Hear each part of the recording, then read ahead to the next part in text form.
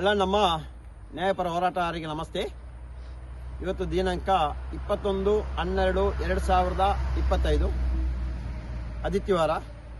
22/12/2025 ಸೋಮವಾರ ಪೂರ್ವಾಹ್ನ 11 ಗಂಟೆ ಹೊತ್ತಿಗೆ ದಕ್ಷಿಣ ಕನ್ನಡ ಜಿಲ್ಲೆ ಪುತ್ತೂರು ತಾಲೂಕು AC ಕಚೇರಿ ಮುಂಭಾಗದಲ್ಲಿ ವೃದ್ಧ ದಂಪತಿಯವರು ರಾಧಮ್ಮ, ಮುತ್ತುಸ್ವಾಮಿ ಹಾಗೂ ಅವರ ಮಕ್ಕಳಿಬ್ಬರು ಸೇರಿ ಹಾಗೂ ನಾನು ಸೇರಿ 5 ಜನ ಧರಣಿ ಸತ್ಯಾಗ್ರಹ ಪ್ರಾರಂಭ ಮಾಡ್ತಾ ಇದ್ದೀವಿ.